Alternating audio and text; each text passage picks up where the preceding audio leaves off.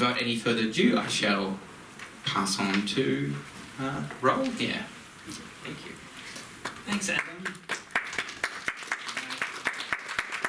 I'm going to stand here. Hopefully, most of you will be able to see me. I'll try to move this way every once in a while just to say, hi, I'm still here. But yeah, unfortunately, there's a couple of columns here. A disclaimer here, or perhaps a caveat, I'm not playing BTS. So for those of you who are now extremely disappointed, the exit is over there. On the other hand though, at the end, please ask questions, and if you want to ask me about my opinion on anything contemporary, please do so, because obviously I'm not going to talk too much about what's going on today. But I'll try to comment if I can. So thank you very much for being here, and thank you to Monash and the Monash Korean Studies program for inviting me. It's a real pleasure to be here. I've also had the true joy of meeting people in kind of anthropology, ethnomusicology today, which was wonderful. And you're very fortunate to have one of the best, I think, librarians in Korean studies in the world, and she's going to obviously give a tour if you're interested, so please stick around for that after my talk. So what I want to do today is actually highlight, and I'm going to move this way, I'm still here, highlight some of the things that make K-pop, I suppose, very special. And kind of encourage you to look further beyond the contemporary, because there's a lot of interesting developments in Korea in the past, let's say, 100 years that could be related to, and I'm not saying it all is, but could be related to contemporary, to BTS, all right, to contemporary K-pop, and is worth exploring. And this program here in particular will help you to kind of master the skills necessary to look at things, and I hope some of you will. So many of you will probably know that the history of K-pop is often believed to start from around 1992, when the boy band Seo and Boys arrived on the scene. Borrowing heavily from, I guess, American music in general, the formation offered a unique blend of fast R&B, melodic tunes, short rap, and synchronic dance sequences, presented in a style that appeared to take inspiration from hip-hop, rock, and disco. And yes, we should forgive Seo for first wanting to set up a band very much like Milli Vanilli, which he didn't do in the end, and is kind of very hard to forgive him for. But thankfully we have many other things as a result. The hugely successful trio that he created transformed Korean mainstream music and fashion, and impacted significantly on young Koreans' sense of national pride. So here he is, him and his team. 1992. They served as the blueprint for later K-pop idol and so-called talent formations that drew inspiration from the heavy beat-based synchronized lip-sync act. And of course, it was group member Yang Hyun-suk, there in the back, looking cool, who established YG Entertainment, one of the most successful K-pop agencies to date. And they set all kinds of fashion trends. Now, you're probably all too young to be aware of this, but one of the cool things they did is I call it the prêt-à-porter look, which basically had them wearing all kinds of clothes with the tags, the price tag still hanging, dangling down from it, which was my personal favorite. But he became more famous for this look, the so-called snowboard look. And that entailed, you know, actually wearing kind of those skiing goggles, I don't know what they're actually called, those special glasses on stage and during interviews as well. So it was kind of cute and silly and ridiculous and fun at the same time. So this looks like K-pop, right? But it isn't. Why not? I actually had to ask the manager. This is near Dongdaemun Design Plaza. Some of you may have visited. this place. And thank you. Now I have two things. Harry, hang on. Okay, thank you. And the tricky thing is, how are they different from a K-pop group? I don't really have the answer to it. But when I asked the manager of this stage, which is actually selling a fashion kind of department store, he said, no, they're not K-pop, they're just pretending to be K-pop because they're just lip syncing and dancing in this synchronic style, etc., which I thought was exactly the definition of K-pop. So what is it? What's K-pop about? Here's a couple of things. So I guess there's the R&B rhythms, melodic contours. There's the group formation, that seems to be the most successful kind of format. Uniformity in look and movement, an emphasis on aesthetics, emphasis on dance. Lip syncing, sympathetic to students' pressures. I had to kind of put these together because otherwise it didn't fit and the text would be too small. Celebrity culture, modeling, brand endorsements, and the association with auditions, and the idea, the notion, and let me just move to the left, I'm still here, the notion of true talent. So this kind of neoliberalist idea that whoever's in the industry got there because they were discovered. That's an important part of Korea's current kind of K-pop scene, even though it's kind of a myth. Despite the increased recognition of Seo groundbreaking debut, it is possible to find traces of the business model as far back as the 50s or even earlier. During these earlier decades, groups of Korean talents were also groomed to serve a wide range of audiences with good looks and showmanship, often taking precedency over musical skill. Expected to draw heavily on foreign examples, the performers managed to nurture their own unique performing skills using talent shows and auditions to land contracts with record companies and the media. Good-looking, still or already, synchronic dance formations have a history stretching back to the early 1910s, when they were first introduced by Japanese companies. The various Western-style dances performed at the first industrial exhibition in Seoul in 1915 drew much attention for their eroticism and revealing outfits, and added pressure on the management of local schools for so-called kiseng, Hwonbon, to follow suit. By the mid-1920s, leggy formations had become a common feature of Korea's live theatre entertainment scene. And by 1929, a year before John Adolphi's revue called The Show of Shows would come to Korean cinemas, revue dance had become a staple of the Western dance routines of all Seoul-based kiseng schools, Hwonbon. They showcased their new repertoires at the Korean exhibition in 1929, where in addition to Korean traditional songs and dance and various European folk dances, young women from Seoul's central Joseon Hwonbon performed the Charleston, of course to live big band accompaniment. The public image of kiseng nevertheless remained poor. They promoted Korea as a land of opportunity as well as its potential for sex tourism. According to a report in the China press in December that year, the kiseng were to be kept away from Seoul's monasteries during the exhibition to prevent prostitution from taking place there. In 1930, following the success of revue-type shows, the so-called Samcheon Gagukdan, the Three Streams operetta group, was formed.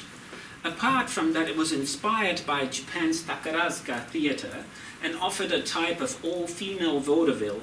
Little is known about the formation and repertoire of this group other than that it included chorus line dance, presumably performed in revealing uniform costumes like other Korean revue acts, such as those involving dancer Bae Gu-ja. Whoops. Oh dear. It's okay. Eroticism had a profound effect on the image of and criteria for female stardom. At large clubs, hotels, and theatres, titillating shows emphasized the cosmopolitanism of the new empire. By the 1930s, however, when suggestive dance and costumes played a crucial role in live pop entertainment, with many major venues regularly featuring women in revealing outfits performing expressive swing jazz dance moves, Korean pop songs had come to nevertheless sell more or less on their own merit, on the fragile but weatherproof material called shellac. Played in bars and clubs, in cinemas and restaurants, and on the street, the songs provided much inspiration for Korean so-called modern boys and girls of the time, now an important target audience for the costly gramophones. Indeed, as Haen Cho demonstrates, the market for records was developed first with foreigners and Japanese in mind, and only later upper middle-class Koreans, whom she calls the city-dwelling, salaried nuclear families. Along with radio broadcasting, which began in the late 20s, the new medium had a profound effect on the repertoire and arrangement of Korean music, both traditional and modern. The main pop song styles that appeared on gramophone records were Shinminyo, new folk songs, Yuhenga, and jazz. In the 20s, local record companies such as Victor and OK began bringing out these new folk songs, which retained musical elements of traditional folk songs, but were now sung and composed by named individuals in a relatively faster tempo to the harmonic accompaniment of a Western ensemble. It was only a matter of time before these songs became influenced by Japanese enka, which followed pentatonic yonanuki scales and a 2 or 4 beat pulse. The first Korean adaptations were called yuhenga, or trot, a word that's still very common today. But there was a lot of overlap between the Shinminyo and the yuhenga, and so if you kind of go back to the 1930s and look who were like the big stars, the big idols at the time, a lot of the people, female or male, were kind of specializing in both genres at the same time. Jazz was the last of the 3 primary pop song styles to emerge and thrive. Unlike the other 2 styles, which were generally rather melancholic, jazz songs were mostly upbeat. Many of them corresponded with passionate dance sequences admired on the silver screen. They therefore felt decidedly more modern, and perhaps as a result, more collaborationist or defiant, I'm not sure. According to a news report from January 1936, the market for Korean songs made up only 1/3 of the total volume sold, which suggests that until the early 40s, when the production of records collapsed, the Korean market continued to be dominated by Japanese and Western music. Some pop songs, Japanese, American, or Korean, sold like hot potatoes. But like today, due to the high cost of production, record companies did not take chances. Nudity could sell a live act without talent. But with gramophone recording, the music had to ideally be already sold before it ended up on the shelves. So having steadily grown an interest in Korean talent among Korea's largely rich middle-class consumer market, in the late 1920s, the industries began to increasingly put out new folk songs and yuhenga. Newspapers and the radio played a significant role in the promotion of these 2 new repertoires, while conformity did its part to urge consumers to keep up to date on the latest stars. The desire to be in on what was hot and what was not, in addition to the, what is called today as well, I think, fear of missing out, was it FOMO or something? FOMO added pressure on consumers to keep track of the latest development, as demonstrated by a series of guess who I am marketing schemes. You can see that here. So here you have an unknown singer, Miss Regal. So Regal is the company name, and Miss, of course, is Miss. And the idea was that if you really knew your stuff, you could figure out who the actual singer was. So this was basically telling the market, you figure out who this is, you buy all our records, and you're in the know. It's the same here. So 누구일까요? So who might this be? And so you get 2 photos, and if you're a connoisseur of pop music, you can figure out who these two ladies are. Record companies promoted their products aggressively and widely, while shop owners did their part, handing out flyers to consumers or passers-by. Companies might advertise one of their singers' live radio performances to promote the associated record, or organize a public event or contest, and invite audiences to come witness some of the latest or future stars performing live.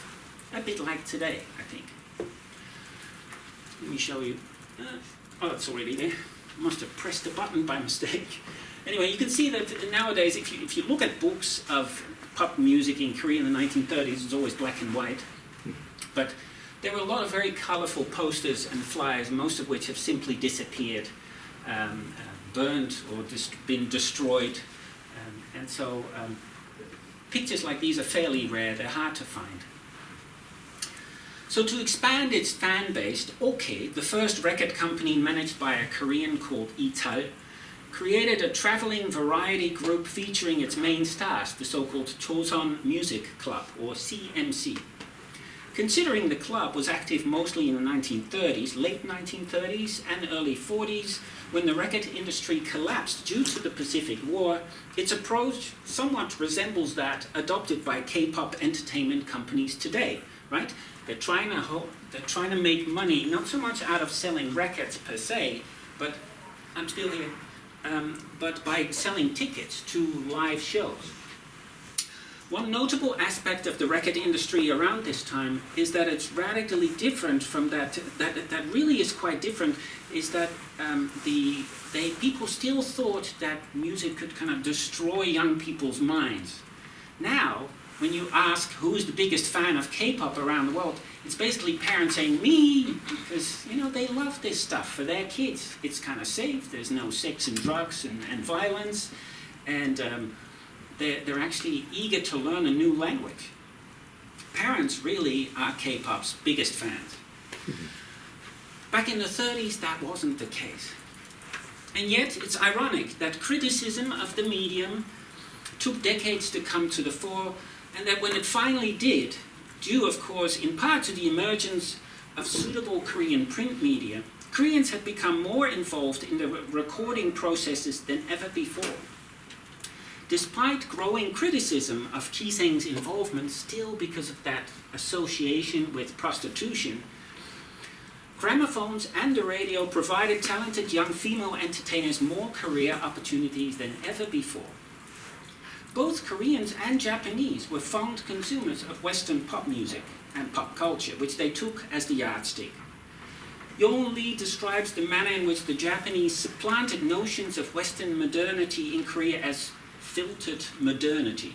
And I think it's right to be kind of reminded that a lot of this came through Japan, right? That we are looking at a lot of materials and texts that are more or less coming through Japan through a different culture. At the same time, though, it's obvious that the Japanese were as infatuated with Western modernity as the Koreans, which gave Korean intellectuals good reason to question and critique the colonizers' interpretations. But while both Japanese and Korean pop music borrowed from Western music cultures, neither sought to copy it immediately, directly, until the arrival of jazz music. The implications of foreign endorsement of one's pop culture are significant, and they will have added to Korean consumers' sense of empowerment. An ad in the Bungailbo of 4 September 1928 announced, for example, that American jazz band leader Paul Whiteman now records exclusively for Columbia Records. Here was indeed a white man called Whiteman, who seemed to be valorizing the Korean consumer by signing with a British-Japanese record company that competed with Victor for domination of the Northeast Asian pop music market. Western pop culture was a global industry, and Koreans could see that Japan was playing a significant role in it. Consumers like to feel they're empowered somehow, either as owners or creators or opinionated consumers. The people of Japan and its foreign community were no exception to this. An ad for the Takarazuka Hall appearing in the Japan Chronicle of 14 June 1935, as you can see here, I put 12 July because that was a better copy of the actual ad. It reappeared. It boasted that more and more foreigners are taking advantage of the fact that we have the best floor and the best music in Japan. It's a very common sentiment. You can find many ads in Japanese newspapers around this time saying, the foreigners love this stuff. Yoluli argues succinctly that in musical terms, appropriation is often considered a kind of betrayal of origins. He notes that in Korea's context, young people turned jazz music into a commodity that could act as an oppositional and liberational signifier. Indeed. Rather than merely emulating aspects of Western culture, Koreans sought to own it. To an outsider, Korean jazz may have seemed a form of flattery, but to Koreans it was defiantly modern. Its very existence denied foreign patency and allowed itself to be embedded with Korean sensibilities. Although they had no control over any particular medium or genre, Koreans were able to create localized forms of entertainment that highlighted Koreans' potential and expressed uniquely Korean sentiments. Korean successes in Japan were important for Korean self-image. They were proof of Koreans' talent and a major yardstick of individual achievement. Now, one major individual talent was Kim Hae-sung. Among the singer-composer's biggest hits was Goodbye Top Knot Decree, 잘 있거라 단발령 on OK, which became a hit in Japan right after the war in 1951. Because of the young man's fine voice, various Japanese record companies recruited Kim to perform for them, which he did under the pseudonym Hasegawa Ichiro. The cross-cultural production and marketing of music continued in January 1936 and 37 when OK brought out a total of 5 jazz songs sung in Korean by the Japanese singer Dick Mine Tokuichi, under the name Samuel, or Samuel if you like. Gypsy Moon, Ukulele Baby, St. Louis Blues, Sweet January, and Dinah, an adaptation of a Bing Crosby song. So Dinah actually became a hit, and it's reported that Mine, the Japanese Mine, received many fan letters from Korean women. Around January 1936, Columbia brought out a record, 다시 못 올 이중창, Farewell Youth, featuring Princeton University alumnus Burton Crane. Stationed in Japan, where in 1925 he began a career as a foreign reporter. Based on Crane's hit song, Hey Hey Miss Noboko, Oi Oi Noboko-san, brought out in Japan in March 1931, and with the drinking song 술 수정뱅이 on the B-side, it appealed to Japanese and Korean sense of humor and cultural pride. Here we had a kind of funny, educated white Westerner who sang a joyful bottoms-up tune in their language and crucially sounded a little silly doing so. In an extensive interview he gave in 1961, Burton said, referring to his Japanese, I have a vocabulary of about 3,000 words and I can mess around in it very nicely, but I do not sound like an educated man. But any waitress can get along nicely with me, and I can understand any bar hostess. As in Japan earlier, in Korea, audiences may have appreciated his lyrics and subtle self-mockery while taking his singing in the local language as a compliment to their relevance. The arrangement is fairly upbeat. It awarded an accolade of cultural relevance to the Korean and Japanese listeners. Columbia certainly appears to have had very high hopes for the record. It placed ads for its B-side in daily newspapers throughout the months of January and February, and had a large billboard showing Burton's face and the title of the A-side song put up in front of the Kumhi music store on Chongno-iga, right in the very center of Seoul. The center of shopping for Korea's urban middle class. All right, let's see if this works. So a couple of ads here. They kept reappearing. They really promoted it heavily. Here you have a picture of the front of that music store. And I don't think the audio was working, but I was going to play a little bit of the audio. But no, it didn't work. Doesn't matter. But it's kind of cute. When you listen to him sing, he sings in Korean. And he sings, you know, his Korean is okay, it's fine, but it's clearly tongue-in-cheek. Right? Even silly music can sell because of its uniqueness, socio-political message, or visual association, such as with fashion, or chorus, or horse-riding dance. Crane's skill wasn't great, and it was easy to recognize that. But despite the other possible attraction of this unique record, I doubt it was commercially successful, seeing as its championing the relevance of Korean culture would have been welcome only to the Koreans, not the Japanese. And the Koreans, of course, they spoke Japanese fluently, and that made it less likely to be of particular interest. After establishing the Three Streams Operatic Group in 1932, Lee Chul established a Korean subsidiary of the Japanese Imperial Record Company. In April 1936, he produced the movie A Korea of Songs, 노래 조선. The movie has been lost, but a significant part of it is said to have comprised footage of OK's talent carrying out sympathy visits as part of the so-called OK Band. And that was in the beginning of 1936. The documentary-like movie featured many of the stars under contract with OK, including Kim Hae-sung, I spoke about earlier, and then singer Go Bok-soo, Pansori singer Im Bang-ul, drummer Lee Bong-yong, and his sister, singer Lee Nan-young, as part of an act called The Jacket Sisters, shown here in the photo, Togori Sisters.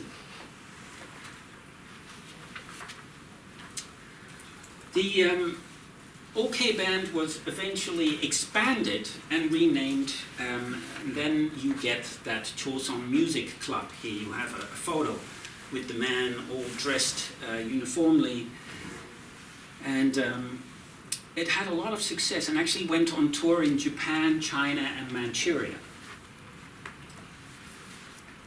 Now, although it would always feature Korean traditional elements, the CMC drew inspiration from a wide range of Western big bands, including that by Duke Ellington and Benny Goodman, and possibly even, which is an interesting thing to consider, some of the African-American talents, such as Cab Calloway and Count Basie. All right. So in this snippet, and hopefully it works, you can see the CMC perform in Japan.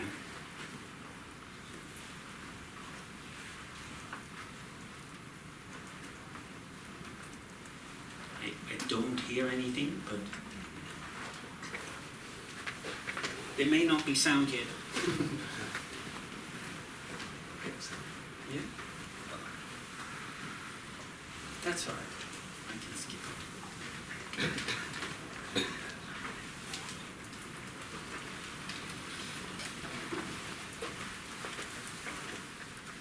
It's okay. It's not working. Don't worry about it. Later, soon after this, of course, we're talking the late 1930s, the Pacific War starts to rage.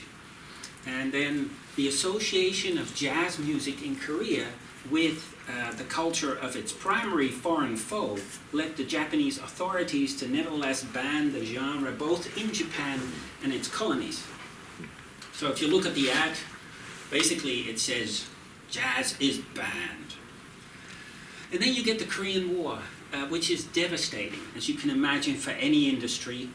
A lot of people are killed, a lot of people are forced or choose to move to North Korea, what is then becoming North Korea. And so the entire industry, both the record industry, but also the entertainment industry, the live shows and all that, is decimated in terms of potential and organization. And then the Koreans are kind of torn, because there are some who are looking for work, but unfortunately there aren't many venues anymore. The only venues there are extremely kind of horrid, seedy places run by American military. And so a lot of the top entertainers who would be traveling to all these wonderful stages, of which you just saw one example, were now hoping to find some work performing late at night in some seedy bar, because no one had money. The other problem that they faced is, I guess, just the lack of support. And the Americans who were now stationed in South Korea, they were bored. They were just there to make sure that the North wouldn't invade again. And so many of them were young. The average age was around 21 to 22, which of course is kind of roughly how old most of you are. And so they was in Korea, which is completely foreign to them, and they had no interest in Korea per se.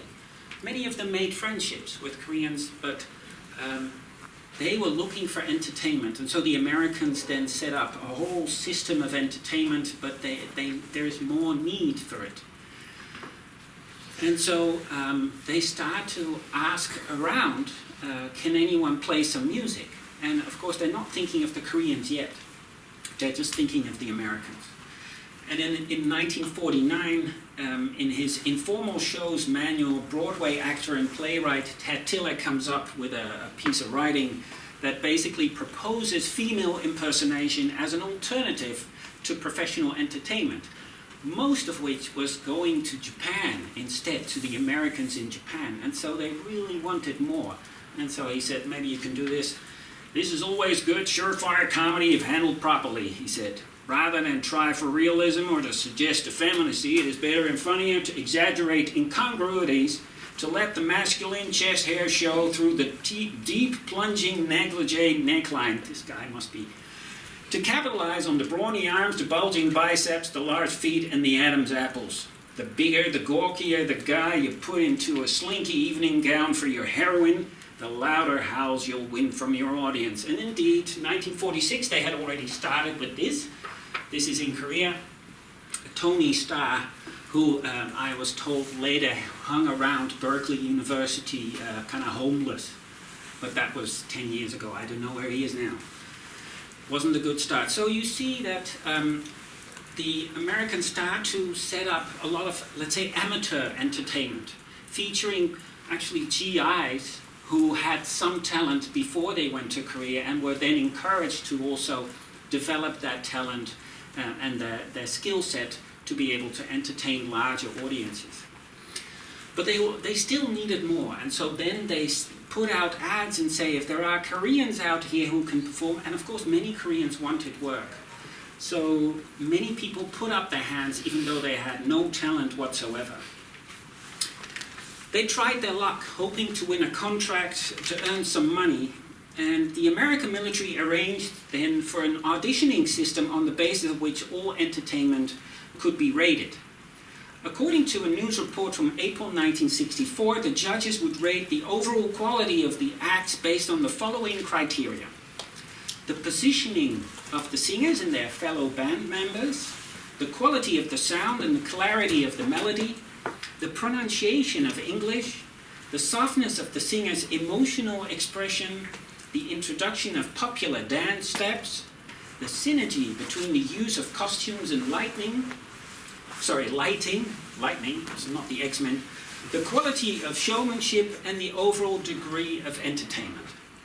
During and after the Korean War, female performers certainly did not always wear revealing clothes. But because it was found that audiences, can you imagine the average age being 21, being American, having not a great amount of respect for Korea, because that audience preferred watching entertainers dressed in civilian clothing, and of course they were thinking primarily of women, the Army approved the request that entertainers were allowed to travel and perform in civilian clothes. it is likely that the key criteria for male performance were different, that they emphasized musicianship and performing talent. But the show as a whole, including the men, still had to look the part. Indeed, one former singer told a scholar that apart from having a hearty voice, good looks really helped to win over the judges.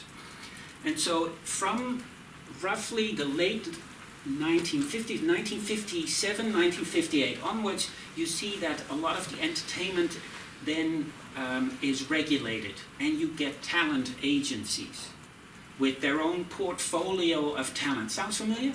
And they have short names. Sounds familiar?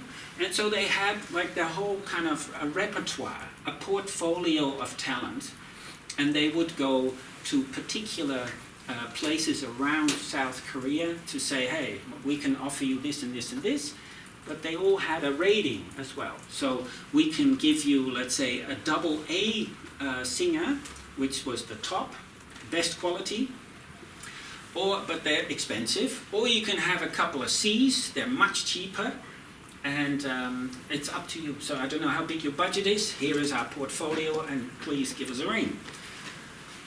A lot of these agencies were located around the American base in Seoul. The problem for the performers was that they had to appeal to the agencies eventually, not so much the American military, but of course it became a very corrupt practice, and I'm sure there was lots of stuff going on that the current Me Too movement in South Korea would have a field day exploring. But the agencies became quite powerful, and I guess one good thing for the Koreans was that there was this booklet going around the American military, which was supplied by the Americans for American GIs, and it was often just kind of dumped in the center of Seoul, and Koreans would pick it up and use this to study American songs and study English. One of the biggest challenges they had was the English itself. Not only did they need to update their repertoire every week, because they kept kind of running around the circuit, but they also needed to speak good enough English to negotiate and play with the audience. At the same time, there was no major record industry of any kind, so there were very small record companies. And so again, at this time, the money that people were earning, the money was all based on ticket sales. Finally, in 1962, hang on, this is a registration card that performers could acquire. And so you can see there's a validating officer, which was an American, and with this registration card they could go around they could kind of tour the various military compounds. Because of course there was always that risk that they were spies, North Korean spies. So that's also why the uniform was a bit of an issue. And so there was lots of back and forth about this, whether they should really allow them to constantly perform in, let's say, their own clothes because of that security issue. So in 1962 then, we get to one of the other important developments in Korean pop music, and that's the Walker Hill Resort.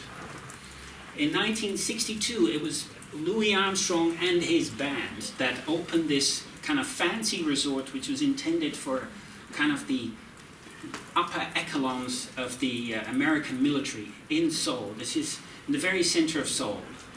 And for 50 years, until roughly 6 years ago, they ran so-called Walker Hill shows, and they were famous. And they entailed this, what you see here. This is kind of a promo that was broadcast on KTV and was placed on YouTube, so I nicked it from YouTube so you can have a look. It really emphasized even more the importance of looks over talent.